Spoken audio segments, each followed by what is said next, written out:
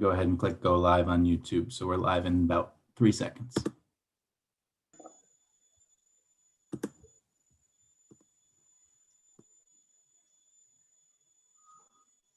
You're live. All right. Thank you. Well, good evening. And for those of you who are joining us here on Zoom and those of you watching us on YouTube, I am Tracy Kazee, and I'm one of the co-founders of the Center for Policing Equity. I'm also the moderator for the Q&A portion of this conversation this evening, so welcome. I'm going to do some introductions of the folks joining me on the screen. Some you may know, some you may not know. So I want to make sure that we get those things right, and then we'll get to the business at hand.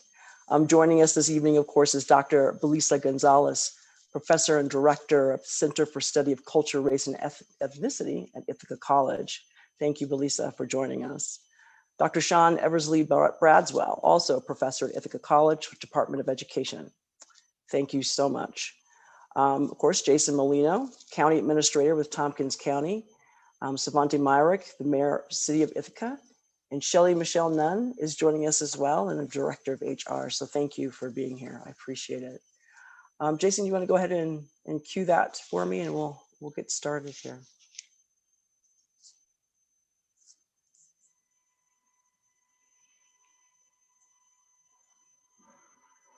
All right, wonderful.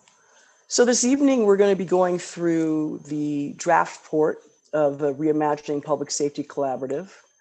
We're, of course, doing this because we want to hear from you. We want to hear not only your opinions, but your questions, and we'll do our best to make sure to answer them all. For those of you who sent questions in by email, we got a lot of those, and we're going to sort through them. And we will make sure that we get a response from the person most appropriate to do that. So you will get those back in writing. Again, there were way too many for us to sort of sort through before the evening, but I do appreciate you all making sure that you weigh in and that your voices are heard in this. So thank you so much. So just a little bit of run of show for this evening. What we're going to do is we're going to start off and we're going to actually go through the recommendations themselves. Jason and Savante will go through those and just probably read them, add a little context to them. Once they're done with that, I'm going to just provide some guidelines for the conversation for this evening, and then we'll begin to take your questions and hearing your comments as well. So again, thank you for joining us this evening, and for those of you joining us on YouTube, and we will go ahead and get started.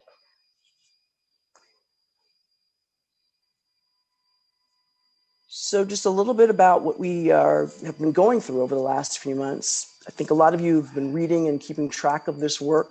It's been available publicly for quite some time, but the background and the process are related here. You should have access and you should be able to see the reimagining process and timeline, the research methods and the community input, the current state of law enforcement, which is also in that report, the recommendations, and then of course, there's a section about implementation. One of the things I want to make sure that we center our conversation on this evening is the direction of Executive Order 203. We've heard a lot from folks who were not quite clear of why the focus is the way that it is. And I'm not going to read to you. I believe you all are very capable of doing that. But Executive Order 203 was very, very clear about who we were looking to provide responses to and for what. And I think it's important that we restate that today so that we make sure that we stay focused and that we understand the reason why Executive Order 203 was created. And of course, this is the response from the City of Ithaca and from Tompkins County. So I'll give you just a minute there to make sure. There you go. Thank you, sir. Just give you a few minutes there to read that. To make sure that we're understanding how this is all being framed.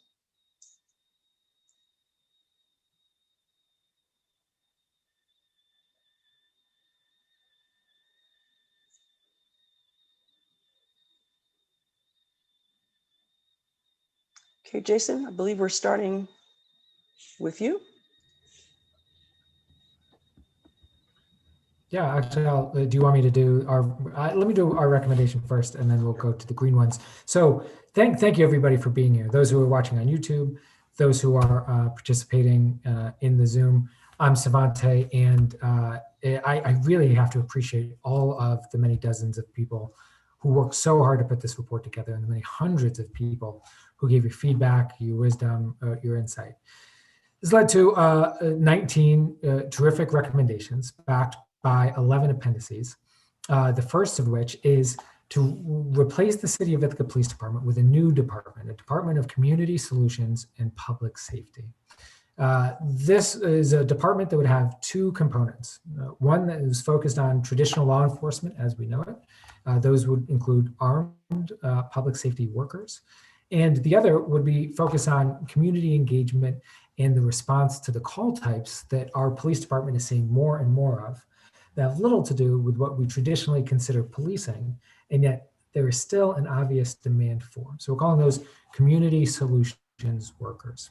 And you'll notice just two notes. One is about the color coordination. You'll see in this report, anything with the blue dot is the City of Ithaca recommendation. Anything with the green dot is a Tompkins County recommendation. Anything where it's blue and green or it's blended, it's both. I want to say up front, because I know we're going to get a lot of questions about it, because I've seen a lot of questions and answered a lot of questions in the last week about my presentation of this report to the reporter Wes Lowry in GQ magazine. I want to reiterate my sincere apology for both allowing that, speaking to the reporter before speaking to the police union about this recommendation, and realizing how it might seem, especially the way this story came out. Wes, he's a terrific journalist, but it was my fault. It wasn't Wes' fault. It was my fault that it was just inappropriate. The timing, the tone was inappropriate. And I know that this hurt a lot of feelings and made it seem like I was more interested in this for personal political gain. And I want to say that I'm not interested in running for any other office. I'm not interested in running for higher office. This is my focus, and I do not believe that there is any political gain in it. Frankly, the last 9 months, the last 10 years of my experience is that this is just very hard, complicated work that requires a lot of people putting their minds together, putting their brains together, working collaboratively to figure out the best way forward. And that there's very few solutions that are politically easy, feasible, or places to score points. And so I apologize sincerely and hope that the folks who were upset about that story will still be able to engage with us on the recommendation itself and the report, which shouldn't be, which really do stand on its merits. I mean, the many people who worked on this report really did a terrific job and deserve to have their recommendations viewed in that lens. Thank you, Savante.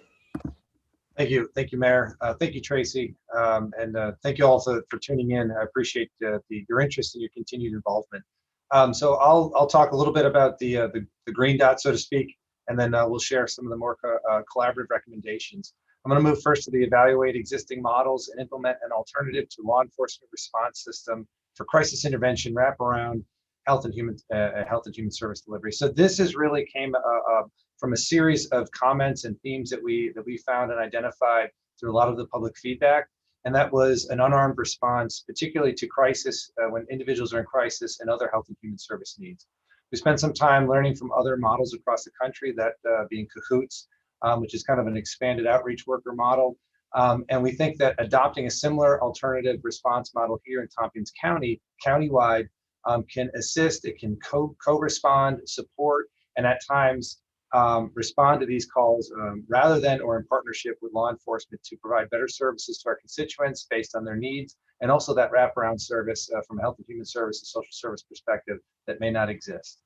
So that's a fairly large recommendation to be evaluated and implemented over the next 12 months. If I move down to the bottom left-hand corner, it's a better align available resources with emergency response needs by establishing a pilot program for non-emergency calls. So this is a pilot program where we are looking to bring on a few civilian staff in the sheriff's office that can handle non-emergent calls, primarily over the phone or in office work, to be able to see if it can relieve some of the other duties and administrative responsibilities that our uniform officers have and our deputies have, to free them up to address more urgent needs. And this is a pilot program over the next year, and if it's successful, perhaps a greater investment in it will allow our uniformed officers to be freed up for more emergent calls.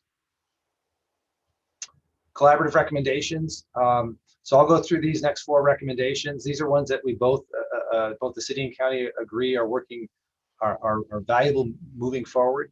Identify new curriculum, redesign, and implement a culturally responsive training program that incorporates de-escalation and mental health components into a comprehensive response for law enforcement.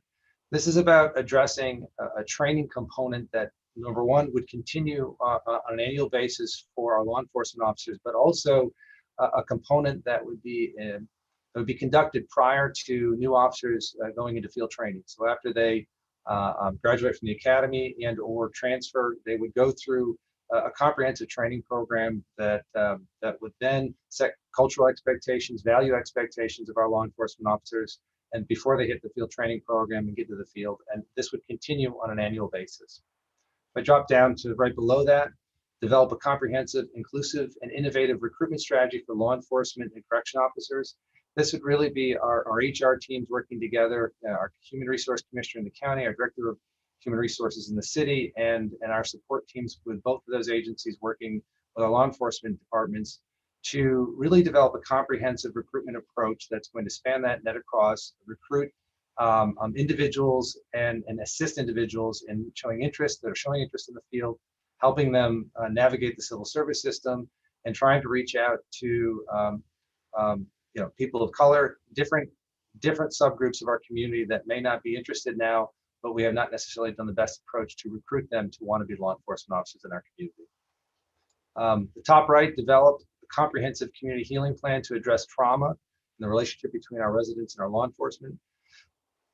Probably the most common theme that came from the focus groups and the community feedback was distrust amongst our residents and our law enforcement community and vice versa, and a lot of trauma that's been experienced in those relationships over years. And a healing plan is really meant to begin to address some of that trauma so that the trust can begin to be rebuilt and better relationships can improve as we move forward. This is an important part, I think, of the plan, and it's an important part that the community and law enforcement needs to participate as we move forward. Develop a countywide program to promote and support holistic officer wellness. This is a good recommendation that talks about developing not only a peer support program, and we have a few peer support programs in the county. Our probation department actually has a recognized peer support program for peers to be able to support each other through challenges, but also it ensures that we are able as an organization to have the proper mental health and medical support for our officers as they engage in their work and encounter challenging aspects of their work, and that we have the proper support for them for mental health support moving forward. Standardize. I think this is going to be you, Mayor. I'm sorry. Yeah, it's my turn. So the data, the through line for the data related recommendations is that we can improve what we measure, and measuring what we do can help us do it better. So the first is creating a standardized data entry and review all the existing data sets for more actionable insights and allocation of public safety resources. It's especially for our decision makers around budget time, figuring out where do we need to invest more, where do we need to invest differently around public safety. A standard set of data will help them do that.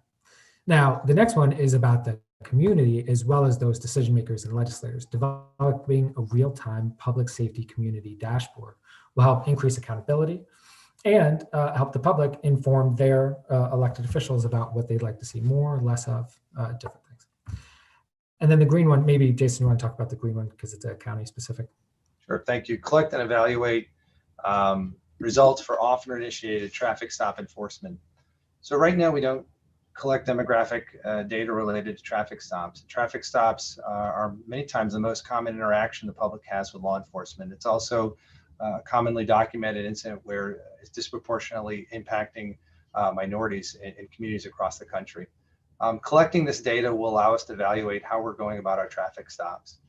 A good portion of traffic stops result in warnings. Some result in traffic tickets, and a big portion of those are dismissed. And I think going through this process of collecting data, evaluating who's being impacted by traffic stops, and it can help us evaluate whether or not we're going about it the right way and whether or not we need to change our approach or whether or not it's the right thing to do.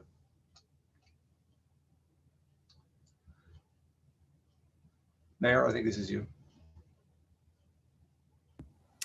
SWAT. So first, two SWAT-related recommendations. One is to repurpose the SWAT mobile command vehicle to the Tompkins County Department of Emergency Response and develop policies around the vehicle for mobile command vehicle and the centers. The idea here being, well, let me talk about the second one too. Second recommendation is to conduct a review of SWAT callouts to determine appropriate use of service and equipment. We heard feedback in reviewing the evidence of two very strong and at times conflicting themes. We heard particularly from marginalized communities that the SWAT team is an oppressive and intimidating force in the community. They feel like it exists to quell their voices when it comes to civil protests and also to enforce legal service of warrants like raids and arrest warrants. And that those things are disproportionately dangerous and out of line with the values of the community. We also heard that there are existing threats that having a tactical response to makes sense for, like the real threat of an active shooter situation in a nation where we have more guns than people, and far too many examples of tragic examples of active shooters, as well as bomb threats. Somebody that is trained to react to those specific threats, but not act on the things that the community feels uncomfortable having a tactical team do. It became very clear that we needed to examine this further and to put very strict rules, bounds, parameters around not just the aesthetics of the tactical team, which includes the vehicle, but when they actually get called out and for what. So what's being recommended here is a continued review so that we can come up with clear guidelines that the community can support.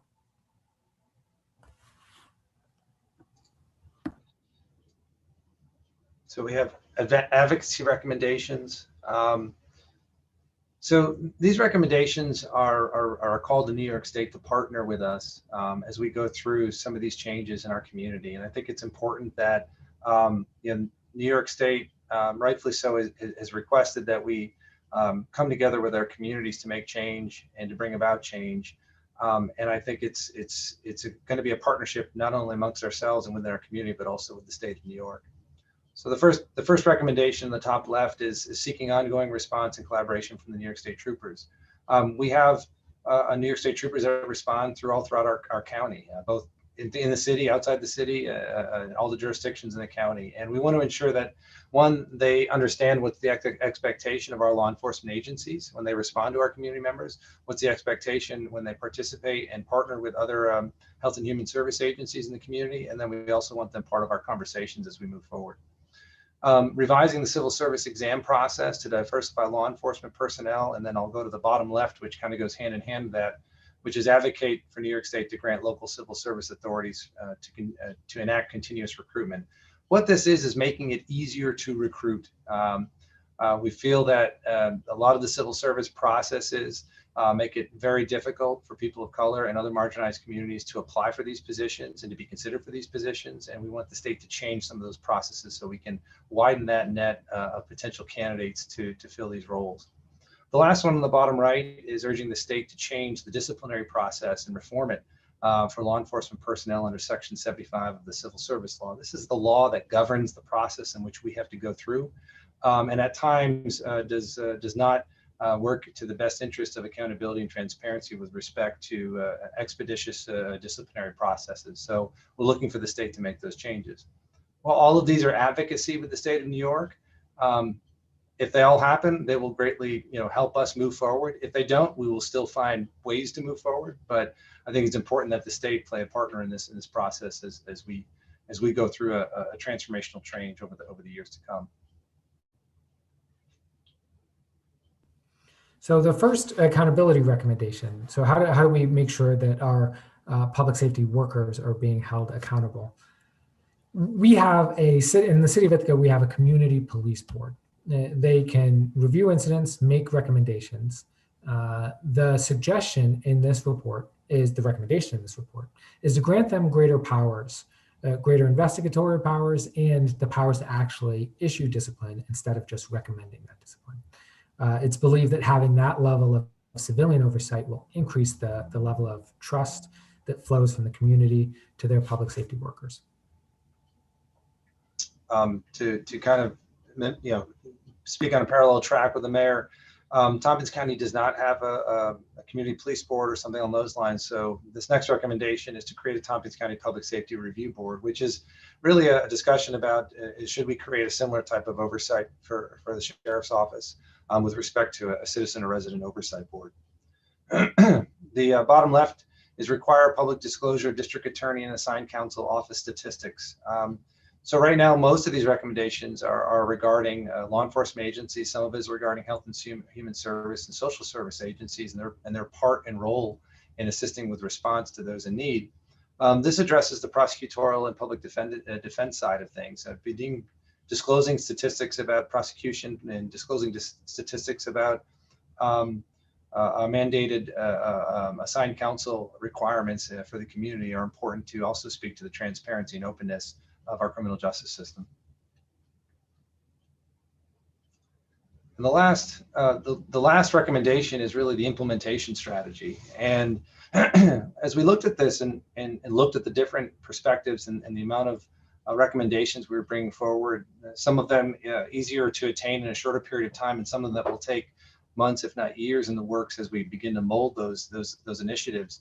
It became very obvious that we needed to ensure that the proper resources were put behind these initiatives. And I think the way I'll relate the analogy is, we're in the middle of a public health crisis right now, a pandemic. And the way the county has responded to this is to put the proper human resources and monetary resources behind that response to ensure that we have the proper testing, the proper public education, the proper venues, the vaccine opportunities to protect our community. And if we don't, unfortunately, it becomes a public health risk.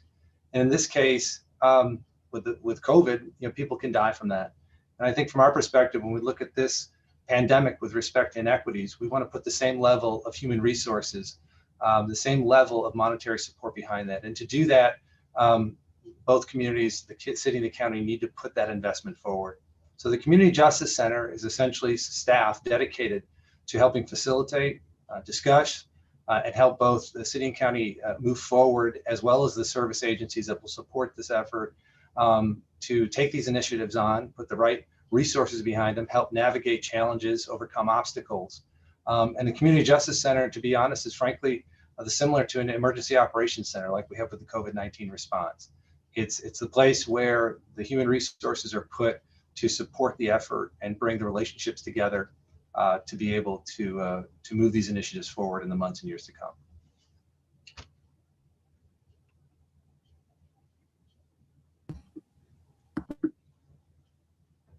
I can take this, or Tracy, do you want to pick up? Or I can keep going if you'd like. Go ahead and keep going, and then we'll get to the question and answers, because we've got folks who really Sure. want to have a conversation. Sure, be happy to. So the next steps, what's the next step? As part of this process has been input. The next step is input. We've taken a lot of the feedback we received from the community, from law enforcement, from other partners in the community. We've put together recommendations. We've presented a very comprehensive plan. And again, want to thank the many people, dozens of people that have provided input to do this. Now the big part is, all right, were we on point with this? What's the feedback with these recommendations? This is a draft plan. And based on that feedback that'll be provided to the legislative bodies, in this case, the executive order says that the Tompkins County Legislature, the Common Council of the city have to adopt a plan. This feedback will go to them for them to have deliberations and adopt the plan. It's a document that I think once adopted will continue to live and change and evolve as time goes on. And then really, once that happens, once this plan is adopted, and I would actually change the terminology, not view it as a plan, but view it as our culture as we move forward, then it becomes part of the implementation. Establishing the staffing, the human resources, and the monetary resources we need to put behind it to begin to start to move that needle in the right direction and start to make the cultural changes that we want to make in the community. All right, thank you both, Jason and Savante. Let's move into our question and answer and our comment section. And I just want to provide some guidelines as we do this. As you look at all of the folks that have joined us this evening, we want to make sure that we can get as many people in as possible. So one of the things I want to make sure that we talk through, or what are some of the guidelines here as we go through the question and answer section. So my ask of everyone this evening is, of course, to practice respectful listening.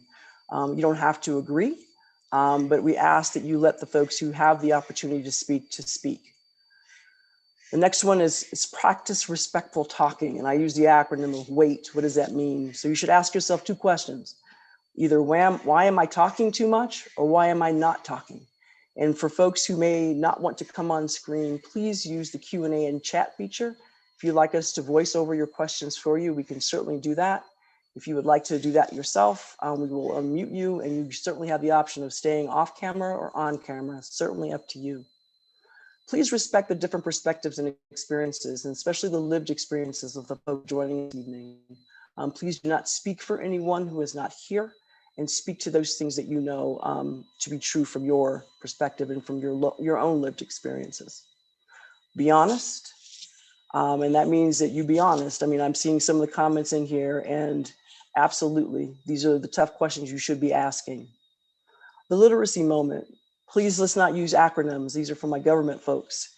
Let's make sure we're using plain language. And if anybody cannot, follow what is being said, please ask for clarification, and we will do that. We always are going to assume good intention for those of us who are here this evening and those who are on screen answering your questions. And then probably the most important one, we'll start on time and end on time and be respectful of everybody's time. So Jason, if you could unshare your screen, and we'll get folks populated here. And we will start to go ahead and take some questions. And I'm going to start with Lushima. I hope I'm pronouncing that correctly. Your hand has been up for quite a while. And please, we can unmute you, and so you can ask your question. Awesome, thank you. So I'm wondering, in all of this, where police accountability and what this measure does to improve any system of that, because we've seen a lot of things in the last couple of years, for a long time, but especially for the last couple of years, when people have been turning on their phones and recording these events, we see that there are a lot of people who aren't being held accountable for, maybe they weren't trained for that job, but they should not have been there and they handled it poorly. So I'm wondering what this does to circumvent or prevent that from happening. Thank you. Yeah, I agree that accountability. I think, Ujima, I think you in your question, you really reflected a lot of what we've seen about how to prevent violence, which is, as you said, there's got to be better training, there's got to be better people, and then when something goes wrong, there has to be accountability. And we have not always seen it. And I think there have already been existing changes this past summer, like the changes to the laws around officer discipline and the records of officer discipline. This report calls for a few other changes, including giving the community police board more authority to issue discipline. I think there's also a recommendation under the advocacy, the group of advocacy recommendations, that we're asking the state to change the way that discipline works, to make it far faster to discipline officers who do something wrong on the job, and far more certain that that discipline will actually be carried out. As I'm sure everybody's watched, there's an extended back and forth and grievance Can you give numbers to process these things? that really is unique to this profession. And one of those recommendations is that the state give us more flexibility to move more swiftly and to hold folks accountable.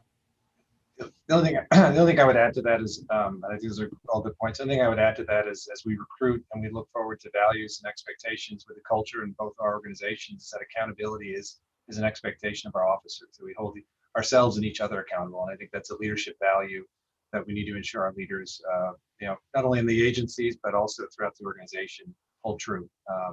So I think those are all good points. Thank you both. Next up, Matthews, Rochelle.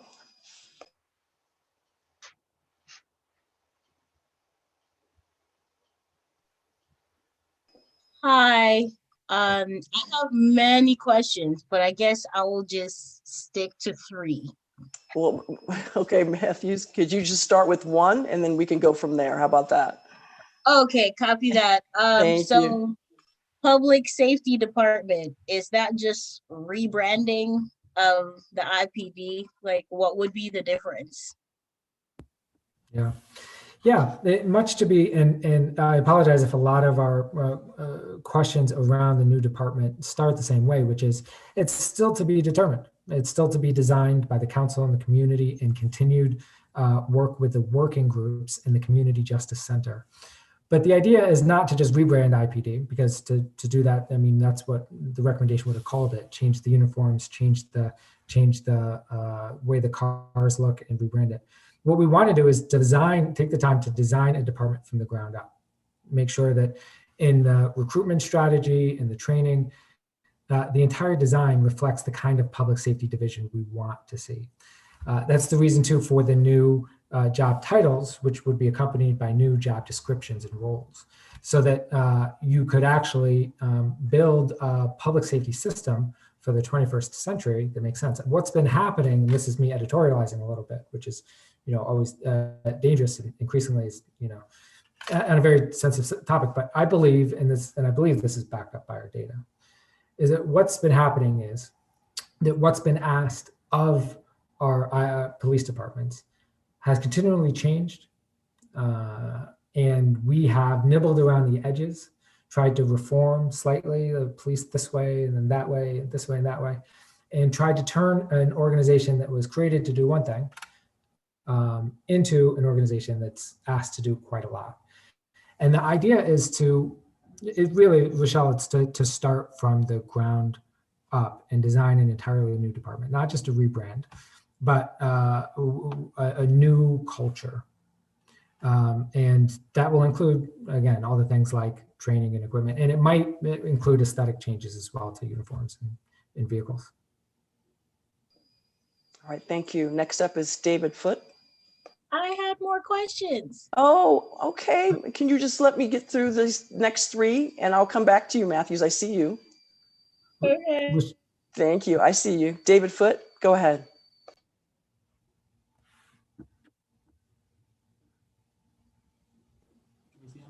David Foote with their hand raised.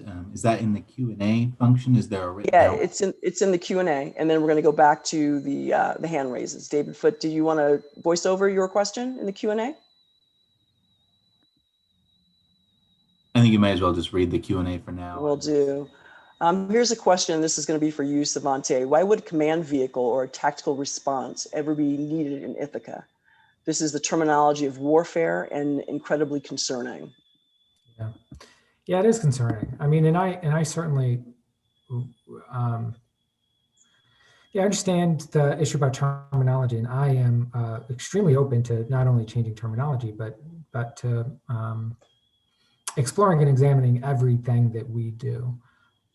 I have seen in my time in office and just in my time living in Ithaca that there really are threats that can only be responded to tactically.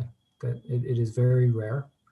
It is exceedingly rare, which is a very good thing. But especially when it comes to arms and explosives, terroristic threats, the best way to respond is in a way where the officers are also feeling as safe and prepared as possible. When the officers feel safe and feel prepared, feel trained, and ready for whatever threat they're facing, they can also respond more cautiously, more tactilely, which is really important. So, it seems morbid to even discuss in a public setting, but these are the real decisions we have to make in this process, which is that school shootings, particularly since Columbine, have increased at an exponential rate. In fact, this last year, because the students have been home, we've seen a dearth of school shootings. And on college campuses, we see and face similar threats. And we do need somebody to be able to respond to those. I believe that, and I think the report backs that up as well. All right, thank you. Ari, you're up next. I hope I pronounced that correctly. Take yourself off mute. There you go. Hello, can you hear me? I can hear you. Go ahead with your question. Cool. So Savante, one of the first things that you say in your incredibly inaccessible 100-page draft is that there's a deep appreciation for the current officers at IPD. You have excused and supported their violent and racist actions, specifically this year, and you have yet to fire a single officer involved in the brutalizations of Black Ithacans. Just the other month, you compared racial justice protesters chanting on the sidewalk to white supremacists storming the Capitol last month. Your constituents see through your deception and your co-optation of abolitionist language, and the demand still remains to defund the police department and reallocate money towards real social services, housing, food security, mental health resources, the things that keep people safe. The assertion that a police department with a new name is suddenly a social service is disrespectful to those affected by these racist, violent pigs. The concept of a civilian-run police force quickly crumbles when your civilian police board just decided that Officer Kevin Slattery, who threw a Black man down the stairs and bragged about it on body camera, is fit to come back on your force. 10 months of meetings behind closed doors, and the best you can do is a new name and more money for the Ithaca Police Department. What do you have to say for yourself? Okay, thank you. I was just going to ask what the question is. Go ahead, Savante. Yeah, I care deeply about violence against Black people, police violence against Black folks. It is a constant fear for anybody who grew up Black in this country, and it's something that is important to be honest about. I think it's really important, and maybe the kind of distinction that's only possible to see when you have to administer these programs, that to build a whole new department from the ground up is not an aesthetic move. It's not a rebrand. And it's not, Ari's right in this, it's not social services in the same way that we think about housing and healthcare and our broad social safety net. It is still public safety services, and that the kind of investments that Ari, I believe, is talking about, investments in housing and mental health and healthcare. I believe deeply in support. My record on that speaks for itself, and I would stack it against any mayor in the country, particularly in the way it's said. You can, you don't have to judge my words. You can judge our budget, and that the closest thing the city has to social services is the GIAC and Youth Bureau budget, which have grown by far the fastest of any department in the city, while the police department's grown the slowest by far of any department in the city. But that doesn't mean that we don't need policing and public safety. Sorry, I know, Tracy, and this is gonna be obviously a conversation. Yeah, wrap it up. Go ahead. Keep it short, but go ahead. Well, I appreciate the feedback. I disagree with the thrust of the question. I think a public safety department is important, and I think the opportunity to design one is once in a lifetime, and I hope the community will work with us to do that. All right, thank you. Robert Canalimo, and then I'm going to move over to the Q&A section. Hi, good evening. Good evening. Can you all hear me? You can, go ahead. Okay, great. I want to thank you all for this presentation and the collaborative for the hard work that they put into developing these documents. I also want to pay special thanks to the members of the community who took the time to share their insights, their own challenges, and personal experiences. I think that work was vital in providing the recommendations that we're discussing tonight. I'm also happy to see that there are concrete steps in this document to respond to community concerns. I am particularly supportive of elements that are recommending greater resource allocation to unarmed response and civilian staff to handle non-emergency matters, acknowledging the need for community healing and reconciliation, and prioritizing the need for new de-escalation, sensitivity, and mental health curriculum. My question relates to the implementation challenges. And I know that a lot of the discussion that was had last night and some of the discussion tonight is around the path forward following adoption. I also recognize the challenge in answering questions about implementation before we all have clarity on what exactly is going to be passed in the future. That being said, I'd like to invite you to talk a little bit more about, one, what elements of this plan, to your minds, would have the clearest paths forward and shortest time horizons before we can see full implementation? And two, how can we best ensure that the longer term elements of this plan receive the sustained support necessary for them to succeed during the implementation period? Robert, if I can take this one, if that's all right.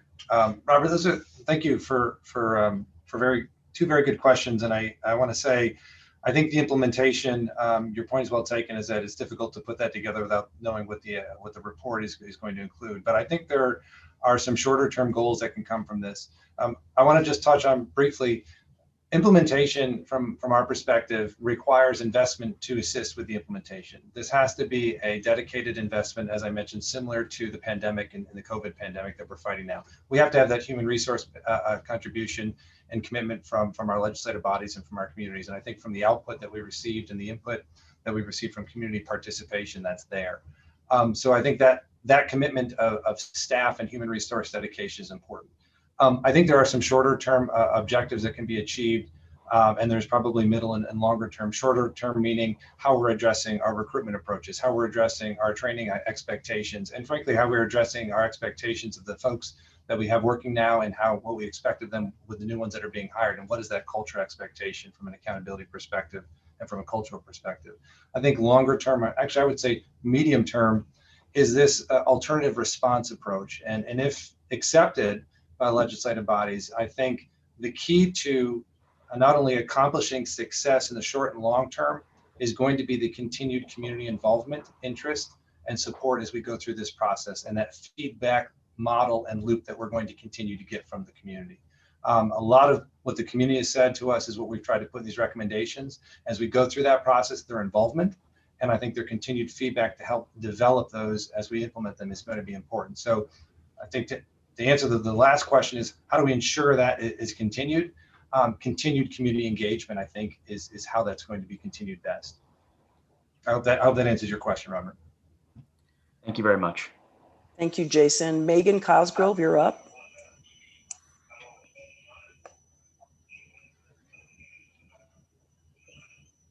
Hi, Megan. Hi there. Sorry, took me a sec. Okay. I had put, I'm not sure if actually maybe, no, I didn't see a response. Just a kind of specific question about the countywide crisis response. I have multiple questions, but I wanted to find out whether it sounded like what you said about the pilot program, that it's mostly going to be a telephone response or a virtual response or like a remote response. And there's a huge need for, like right now, yesterday, last year, lots of folks needed in-person response. So I'm just wondering what that looks like. Yes. So I think there's two recommendations there, Megan. One is to do a pilot program where we have some civilian staff within the sheriff's office that will be able to handle non-emergent calls. And we had a list of them in the report. I'm sorry, I can't remember them off the top of my head, but this is really to support to take some non-emergent calls and also try to support some of the other ancillary and administrative duties that the officers do now, but takes them off the road and they're not available to respond. That's one smaller pilot program. I believe it was 3 civilian staff we were recommending. The other larger approaches, I think what you're referring to, is more of the in the field health and human service response, crisis response, which is similar to a CAHOOTS model that we've talked about, which is another model that Eugene, Oregon started and has been duplicated across the country. I think that is a more robust investment. It's about most likely working with a partner agency or a contracted agency to be able to co-respond with law enforcement, or to respond without, depending on the circumstances, but to provide that health and human service and that wraparound service to calls and to individuals versus just a uniformed response. Okay, can I just follow up briefly to that with a question about, so I know Rochester is partnering with CAHOOTS to do their pilot program where they're receiving. I'm sorry, Megan, did you get cut out there? You're talking about Yeah, Rochester? I think I got muted. Yeah. Sorry about that, Megan. Can you hear me? I can hear you now, yeah. Okay. Yeah, so I'm aware that Rochester is partnering with CAHOOTS to do training and help get support for their pilot program. They've contracted with them. What's actually looking at, I love the idea of the SWAT truck being repurposed, but like what's likely to actually be proposed and happen for a pilot program with in-person responses for crisis? Right. So what we've identified is a 12-month time frame to research and implement that type of response. We've suggested a little bit of funding to support in that time frame, and I think the goal is within a 12-month time frame be able to develop the strategy, the approach on how we as a community are going to implement that type of alternative response. So it gives us time to materialize it. Thank you so much. Alan Jenkins, you're up. And Peter Sultan, I see you. Said you were anonymous, but you'll come online after that. Alan, go ahead. Hi, can you hear me? We can hear you. Okay. So this is for Savante specifically. I'm confused on why you appropriated the language of abolition in your public presentation for political positioning via GQ, despite the fact that you said it wasn't for clout, and then proposed more funding and a rebranding of the police. It seems completely against all the data you collected for the report that suggested that people want defunding and us activists who desperately plead for abolition. Can you explain why you decided specifically to use the rhetoric of abolition and why you didn't propose the actual work involved? Thanks, Alan. Yeah, the problem with the abolition, so I should not have used the term abolition because I do not believe that we are abolishing policing in Ithaca. I also think that there is the difficulty in doing these words is that oftentimes the label can carry an importance that that means something different than the actual action. So that's why, when I was speaking to Wes, I said, yeah, I don't know if I'll say abolition because we're not abolishing policing. We're just abolishing the department and creating a new one. And see, I just said abolishing again.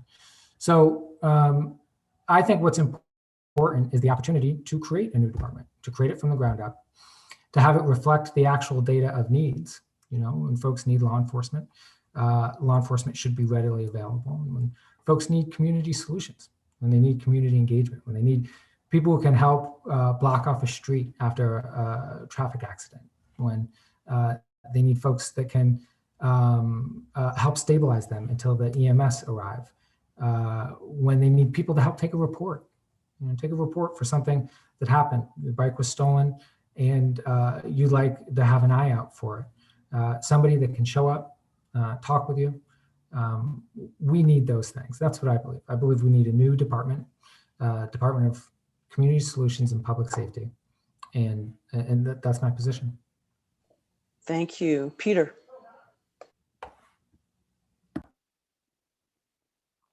Can I be heard? We can hear you.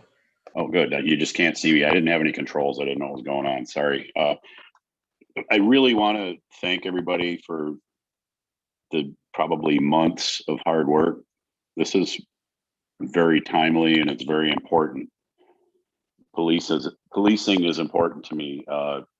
Criminal defense I've done for 25 years. I appeal cases involving bad stops. I know this stuff really well. I am a bit, how shall I say it? We had a pandemic. We haven't had a single open meeting about this that is actually in person where you can actually interact with people in a human way. That being said, we're mandated to make changes by the governor and by current events.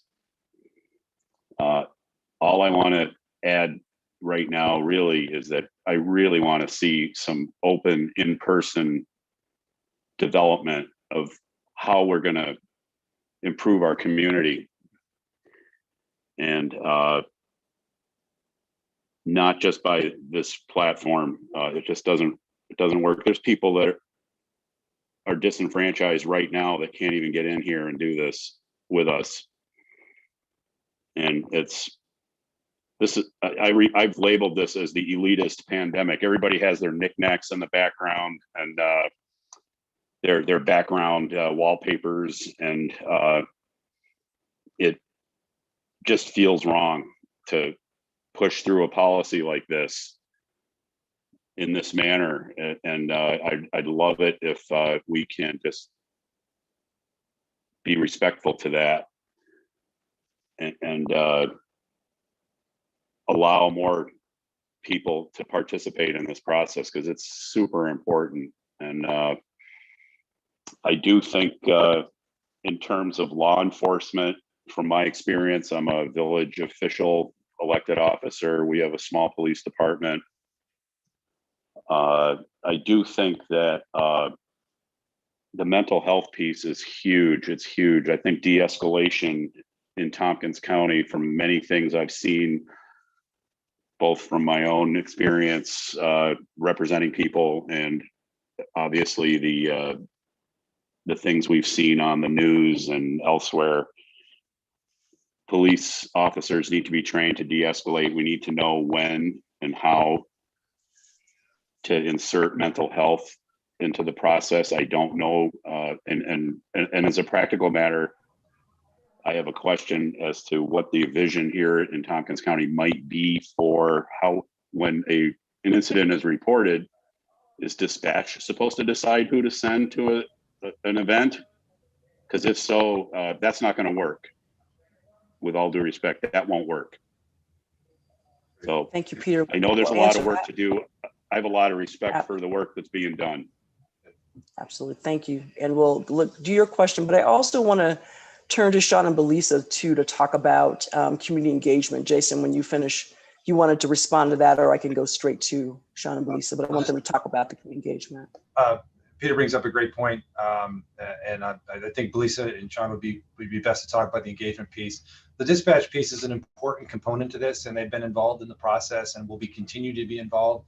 And how, the information that is collected through dispatching, how that is interpreted, and then how right resources are dispatched is part of this process in determining how we best allocate resources and send resources to instances and folks in need. So I just want to say that Peter's point is right on.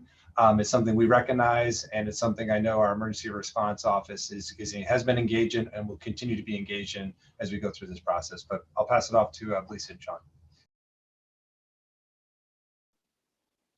I'll try to make my comments quick, but try to directly address Peter's point about engagement. Executive Order 203 was very specific from my perspective in terms of the absolute need to oversample historically marginalized communities. And so Belisa and I worked with the Communications and Community Working Group, a number of dedicated community folks to use their personal contacts. And I'll use this opportunity, folks like Tammy Baker, Travis Brooks, Shelly Michelle Nunn, Jamila Michner from Cornell, Dominic, Talib Mugabe, and Richard Rivera, amongst others, to create focus groups, again, to oversample from historically marginalized communities, and to do both some in-person focus groups, which were done, as well as Zoom focus groups, as well as individual personal interviews. And then our task was to code that qualitative data and provide recommendations, not from our perspective, but recommendations from various members and sectors of our community.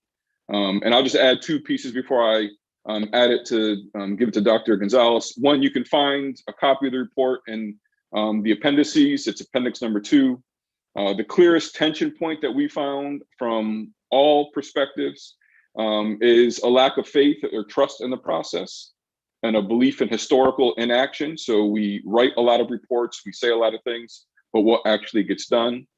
And then the conversation about how do we engage in feedback, because oftentimes the same folks that we were asked to make sure that we include their voice in the creation of the report, it's going to be equally as difficult to return back to those folks and ask for their response and feedback to the report and the recommendations that were given. So in terms of community engagement, there was an active attempt to make sure that we hear from historically marginalized groups. Doesn't mean that we heard from all, but I want to make sure that I'll let Dr. Gonzalez speak more about that. Yeah, I mean, I don't think that point can be made enough.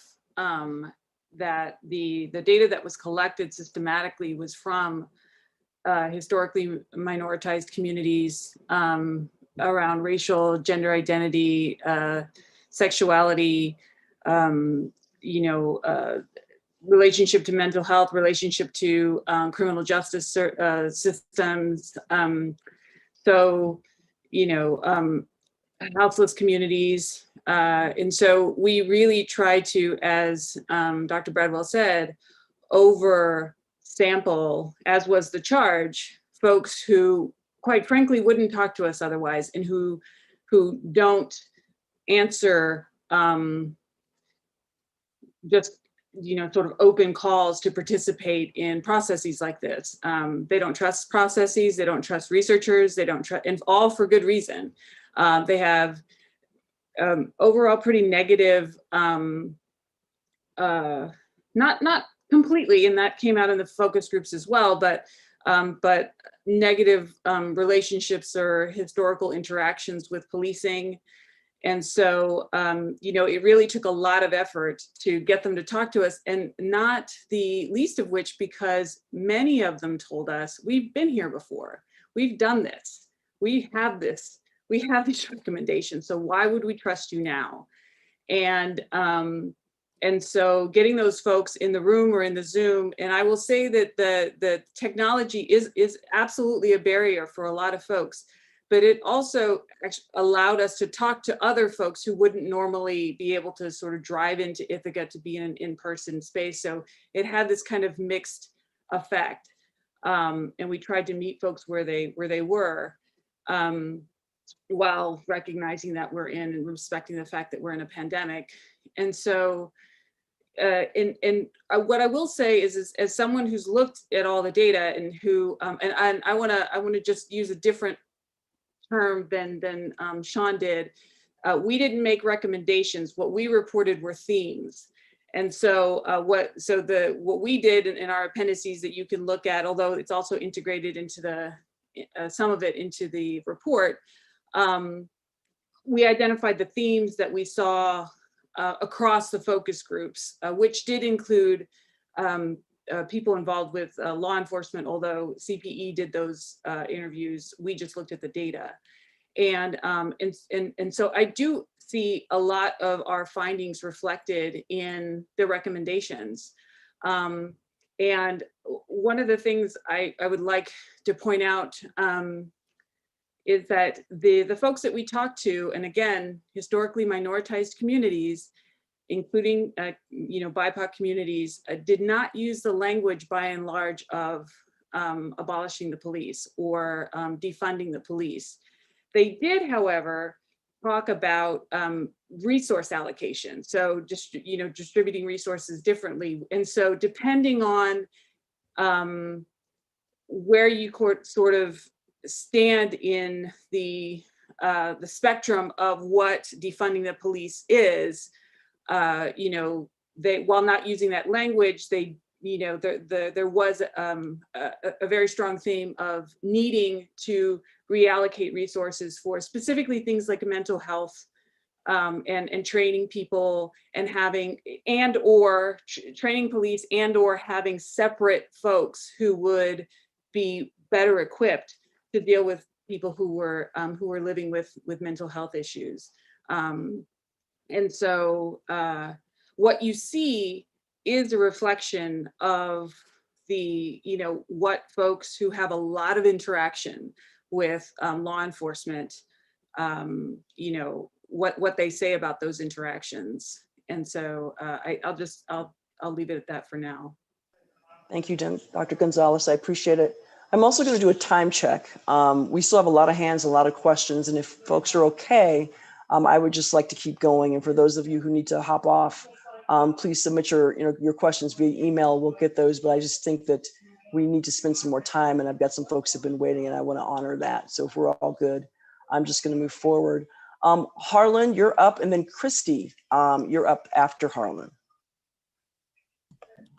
Oh, thank you very much, Tracy. I just wanted to thank all of you for the work you're doing. It's important to gather this kind of information, Lisa and Sean, and understand exactly what it is people are concerned about. So, I mean, all of that work is important. My biggest observation right now is that for years and years, I spent over 50 years in law enforcement, many years in the city and many years in the village and many years in Washington. And the point is that we have too long ignored the lack of the kinds of services that you're proposing, Mayor. The half of this proposal that you have put forth is urgently needed. I mean, I totally support the fact that we need unarmed community solution people who can support, can respond and deal with the kinds of things where armed police officers are ill prepared to do that. I mean, that is really important. And the county, the city, the state, and the federal government has ignored that for as long as I can remember. When I started in law enforcement, we had many mental health facilities. We had a lot of drug abuse clinics and things. Little by little, the state and federal government, and because of that, the county, have basically done away with those things. We don't have the kinds of services we need to deal with these kinds of crises that are being dumped on the police department. So I want to say that is a good idea, but all I've seen is many reports for years and years about how we ought to do better.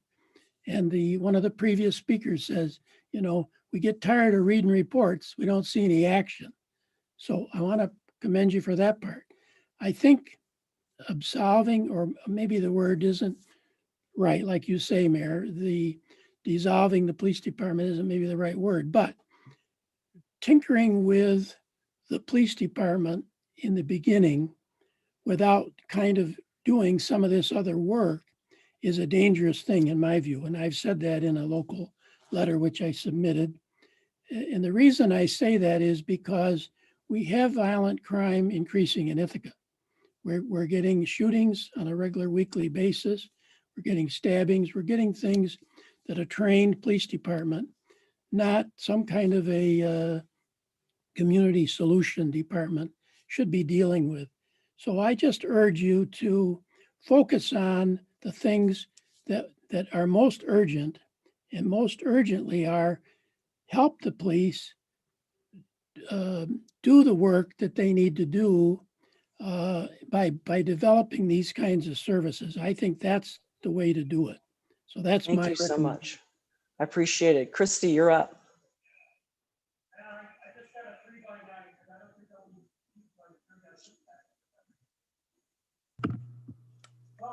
Hear me? Yeah, we can hear you. So I just want to say thank you so much. I work for Tompkins County Mental Health, and part of what I do is the mobile crisis team, and we respond to mental health crises in the community. And I really appreciate all the work that you guys are putting into this initiative and reimagining how we can do things better. I think, for me and my team, the people who are currently kind of boots on the ground, this is a big shakeup and we have a lot of questions. And I know that this is just a proposal at this point. But I guess I wanted to ask about, what is your vision for our current, seeing how our current mobile crisis team would fit into this new initiative? And also, how do you plan to engage the people who are boots on the ground, the current police officers, the current mental health professionals who are out here in a pandemic doing this work, knowing that this is these proposals are going to radically change maybe what we do and keep our morale up? Especially what I'm thinking about is, as a mental health professional who goes out into the community and partners with law enforcement, I'm concerned about their morale. I have to see it all the time. And I want to know, what are we doing to make sure that the officers who are currently out there feel like they're being supported? I can take this. Hi, Christy. Hi. Thank you for calling in. I think you have brought up some very good points with respect to investment particularly in our mobile crisis team, as well as some of the other mental health services we provide. And I think that is something that would be continued to be invested in. And one of the key components to this is going to be how it engages, how it continues to engage with law enforcement, how it continues to engage with an alternative response model. From my perspective, this is an opportunity to invest more in our mental health services and our health and human services, not less. And that is going to involve the relationship with law enforcement and how we continue to support each other, because the role you play and the role law enforcement plays in supporting that is important. I think you mentioned it earlier. There are situations where that co-response is going to be needed, and that may not change moving forward, and it may be enhanced moving forward. So I think it's important from my perspective that this is an opportunity to invest in that and elevate it to probably a level it hasn't been invested in before. The implementation piece, I think, is where your involvement, the law enforcement officers that support that process involvement, and our other health and human service agencies that we're going to engage in with, I think that's where your involvement is going to be most important, to ensure that we're implementing it the right way and that we're making the right investments in the right way. Thank you, Jason. I'll jump in to say, Chrissy, thank you for your work and the work of your team. I've seen it up close. I've seen it in the street. And I know that it's a big part of the reason why, as we analyzed all of our data, we saw that of all the mental health calls that our police department responded to, it was about 1% ended up in arrest. And I think that is a credit to the work that you've done to work collaboratively with them. You make a good point about how transitions, how change is really, really hard, especially when it's a change to your work, a change to your career, and that does have an effect on morale. And that effect has been happening for several years now in the law enforcement field. The change is going to be hard on morale. The status quo is hard on morale. There's an old saying in local government that the only thing people hate more than change is the status quo. And so I think the answer is we have to just move carefully in a very collaborative process, and to rely on your team. I think you're absolutely right that as we move into the community justice center and the implementation, pulling on and working with the existing mental health workers will be important for the community as well as the law enforcement officers. Thank you, Savante. George, I hope I'm pronouncing that correct. You're up, and then after is Rochelle. Hi, yes. Thank you for taking time to answer my question. I've heard a lot on this call about concern about morale of the police force, and I see in both the press and the conversations about making sure that we can give free health services to the officers, or whatever we're going to call these new officers. My concern is that if we're really serious about trying to reimagine public safety, and trying to prevent crime and stuff like that, why are we not investing that money into mental health services for people outside of the police force? And it seems like if we're going to be investing more money, which I don't even know how we're going to get this money into the new public police force, or whatever you want to call it, it seems like that money could be going into things like making mental health in the broader community addressed and free even. So I want to know why you would choose to prioritize the mental health of the officers versus the broader community is my question. I'll talk a little bit about this, George. I think it's an investment in both. I don't think it's an either or. I think it's a both response to that. And as an employer's perspective, I think it's important to ensure that all our employees have the resources they need to do their job the best they can, so they can serve the public the best they can. So I also feel that we have probably been underinvesting in mental health when it comes to the community, and this is an opportunity to do a better job at it. So I understand what you're saying, but I don't view it as an either or. I view it as a both and an and. We need to invest in both, and to ensure that our employees can respond well. And this doesn't just go into our law enforcement employees; it involves all our employees. I mean, we have employees that are social service workers. We have employees that work in the mental health field, the public health field. We have a lot of different employees that experience different stresses. And as an employer, we want to be an employer choice to ensure that they have the best resources they can. At the same time, we want to ensure that we're providing the best resource we can to our community. And I think this is an opportunity to do both. Thank you for that. Rochelle, are you still with us? Hello. Go ahead. So in the interest of time, I didn't write a speech. I had 2 short questions that are remaining, if I can do those.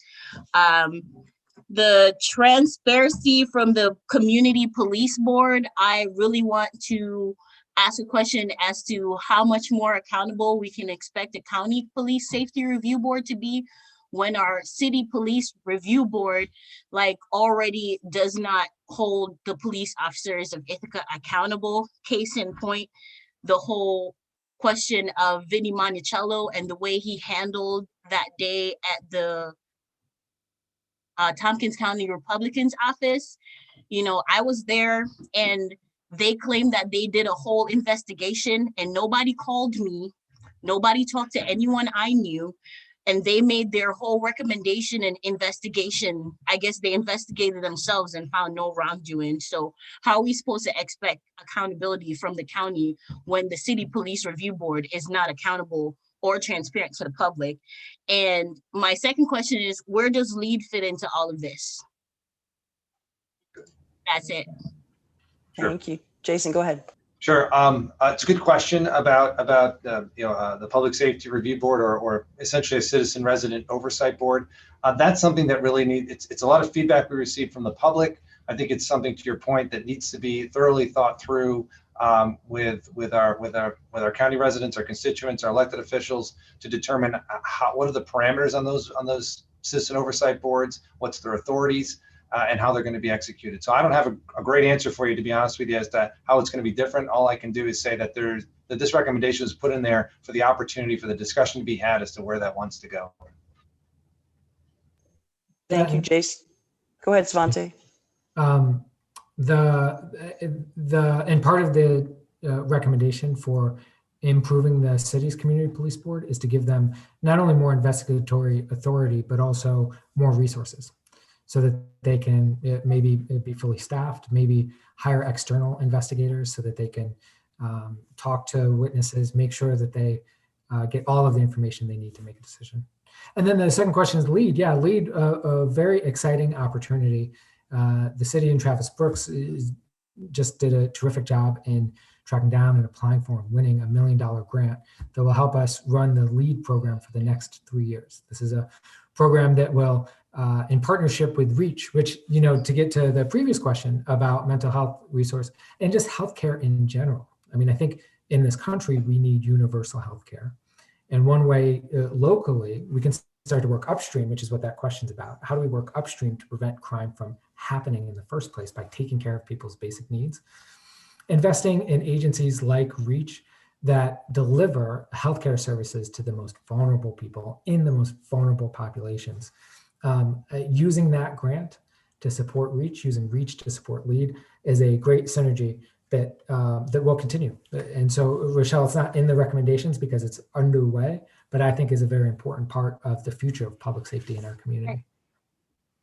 Thank you. Thank you so much. Thank you, Rochelle. Keem and then Brad. Hi, my question is for Savante. I just wanted to talk about the healing process between the police and the people. Like we were talking about reconciliation between the police and the people, but I don't understand how we can expect that when our elected officials, our highest elected official in government, was praising the police yesterday and saying that we have the best police department in the country, or one of the best police departments in the country, and saying that while maybe that was statistically, or maybe from even experience, or just both, but like Black people's lives aren't statistics to me. And also my experience with the cops has been horrendous. The day before you spoke, it was the anniversary of the murder of Sean Greenwood, which was a Black man who was gunned down at the Pete's gas station by the Ithaca Police Department.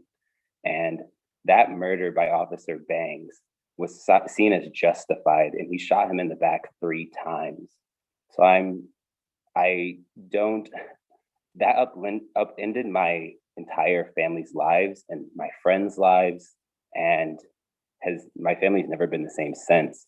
So my question is, and to hear you, Savante, specifically talk about how good these people are and how you praise people and how you praise the police, and how they are so good, especially when they have committed atrocities against Black and brown people in Ithaca, like that, like we're not talking about George Floyd, we're talking about Ithaca.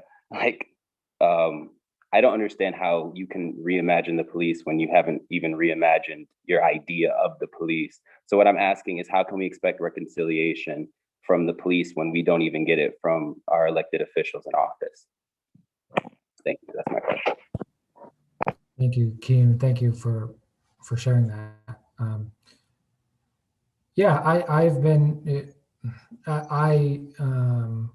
am in a position where I get to work with the police department every day, and I see the many thousands of calls that go on, and I see the many thousands of acts of service and self-sacrifice that they make. And I am in conversation, constant conversation and constant sort of landscape review with my peers around the country, other mayors who are leading other police departments. And everything you describe is a reality of a problem of the culture of law enforcement that needs to be addressed, which is why we're calling for the creation of a new department built from the ground up. And that healing plan should and has to include, I think, you and me, and not to speak in personal terms, but you deserve that chance to understand your mayor, for your mayor to understand you, and it's not just me. It's obviously there's a lot of folks with power in the community, the power to make decisions around law enforcement in every elected office. And so I think a healing plan based on what's worked in other communities, but really centering the experience, including all of those incidents. It really is an important part of moving forward, and I'm committed to doing it. I know I'm committed to doing that. Thank you. Brad? Which Brad, Tracy, they may have written out a question rather than having their hand raised. So some folks were expressing they would rather have it just read out. So if you have the question, you may just want to read it live. Yeah, it's Brad Marzolf. And Brad, if you're good with me reading that, I certainly will. As EMS provider for both the city and the county, what protocols are being put in place to ensure a safe environment for our EMS providers to treat and care for individuals where it is common to have dangerous scenes due to violence? Currently, we will not enter many of the scenes until we know that it's been deemed safe by a police officer.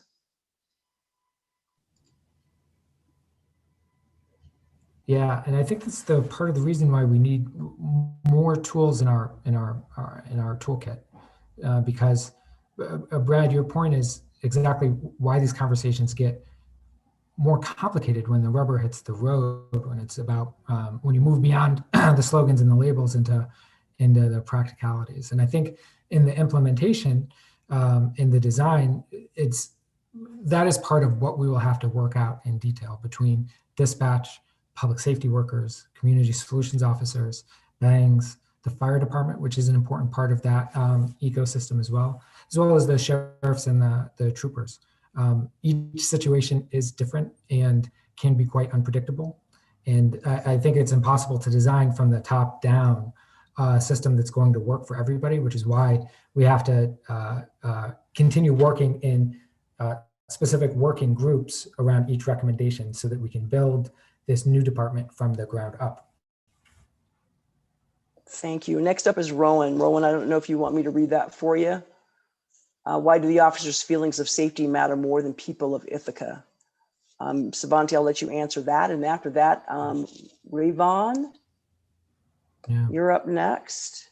Yeah, I don't think they matter more than the people of Ithaca. I first think that they both matter. And I like what Jason said about this not being a zero-sum game about some people having healthcare instead of others. I think when our police feel, it is possible to design a system in which our police feel safer and our community feels safer. And that is what we should attempt to do. And to recognize that so often those two things are linked. They really are. That, and that's why it's important too to recruit and retain a law enforcement and public safety force that is familiar with and comfortable inside the city. You know, folks whose only experiences are not in uniform. but they have other grounding experiences in the community so that they know it, they trust it, they feel safe there. And so when they put on their uniform, that feeling of safety and security continues and is carried with them, which will help keep the community safer as well.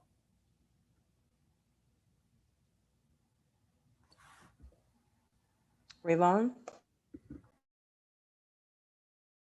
All right, there is a lot to unpack here because I find this proposal completely reprehensible.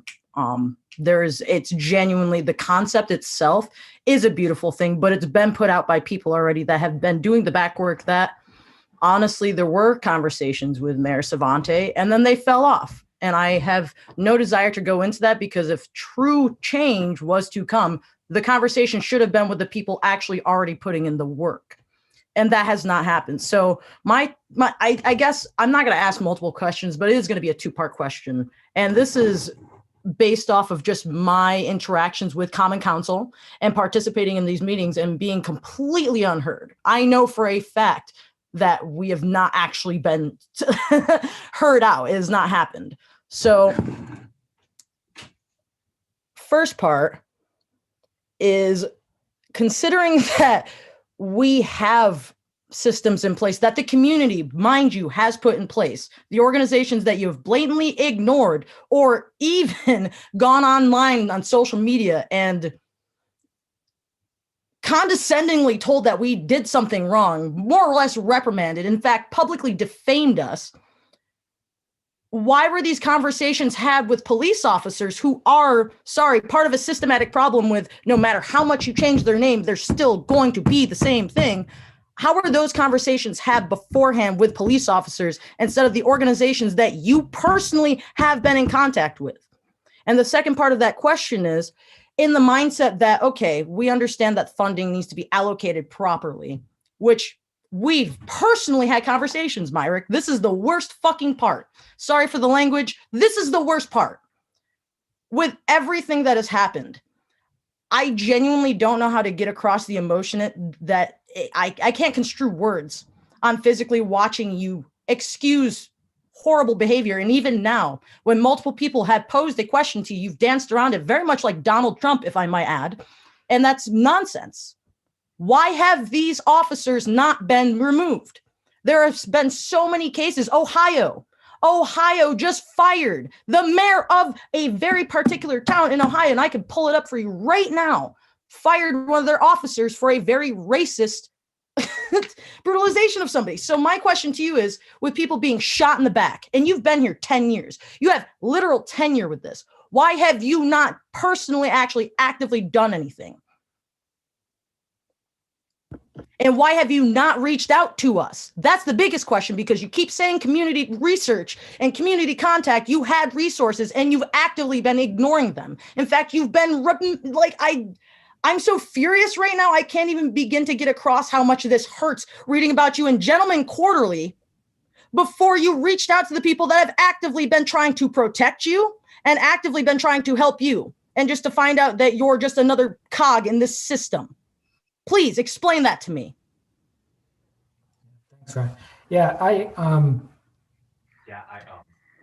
I appreciate that.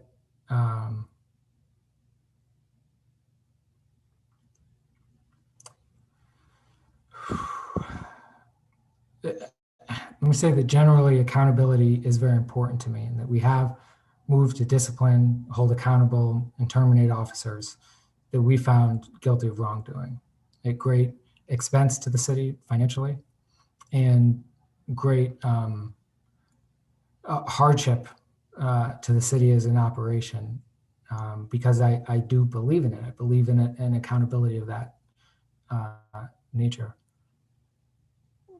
Ray, it's really hard. I want to, you're asking me a personal question, and I want to answer it personally, which is that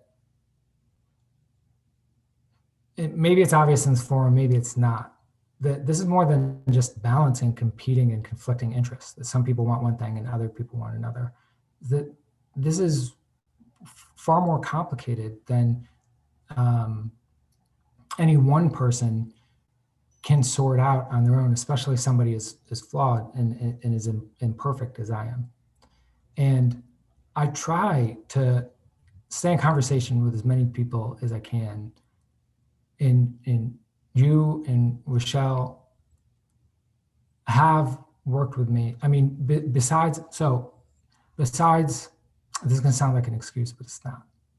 The enormous demands on my time is having to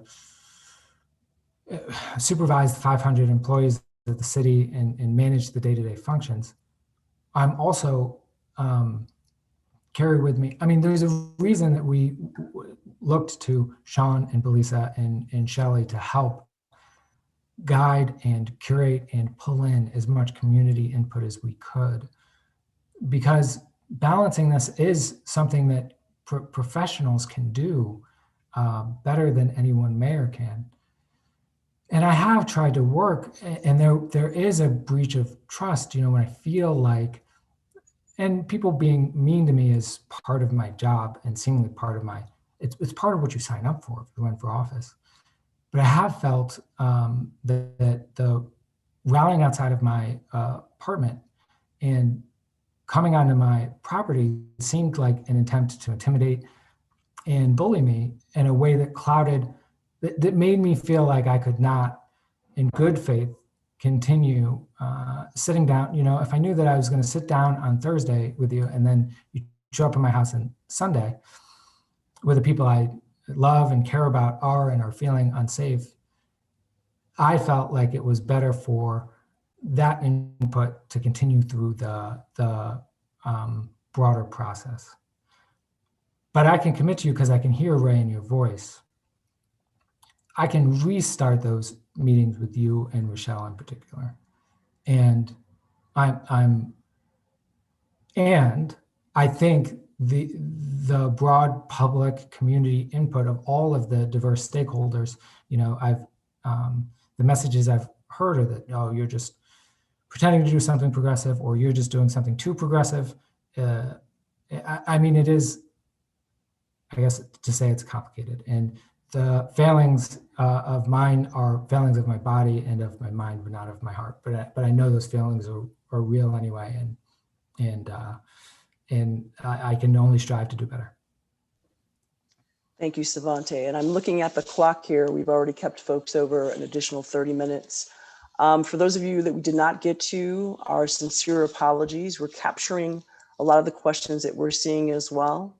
We have a couple of other forums that will be coming up, but we encourage you to continue to send your questions and your comments so we can make sure that we gather those. And for those who are looking for a response, we can pass those and get those responses from Jason or from Savante.